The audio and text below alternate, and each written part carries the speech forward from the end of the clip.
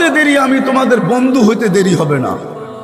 নাইলে একটা কথা মনে রাখেন, আজকে ইচ্ছা স্বাধীনতা দিছে, আপনি যেমন খুশি তেমন চলতে পারেন, কিচ্ছু বলবে না, এটাই সত্য, কিচ্ছু বলবে না। কিন্তু কালকে যে বলবে এটাও সত্য, লা তুসআলুন্না আনিন নাঈম।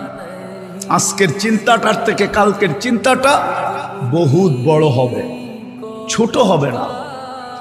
কালকে কিন্তু আপনাকে প্রশ্ন উত্তরের সম্মুখীন হইতে হবে।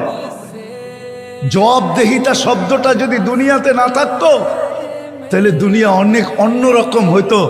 যদি দুনিয়ায় জবাবদেহিতা শব্দটা যদি ডিকশনারিতে থাকে, তাহলে আল্লাহর কাছে জবাবদেহিতা শব্দটা থাকবে না। তো থাকবে না কেন?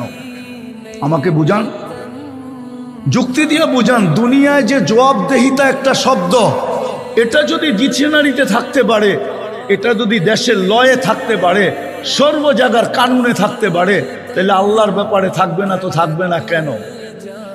এক ফোঁটা পানির থেকে আপনাকে অস্তিত্ব দিয়ে এতটুকু নিয়ে আসছে, এখন বড় বাপ দেখায় চলেন, ঠিক না? বড় গ্রাফিটি নিয়ে চলেন, কিন্তু চালাইতেছে কে? এই জন্য আসেন আমরা তওবা করি। করবেন? পাক্কা? কে কে করবেন দেখি? তাহলে আল্লাহকে বলেন, আল্লাহ অতীত থেকে তওবা করলাম, আমাদের তওবাকে কবুল করেন।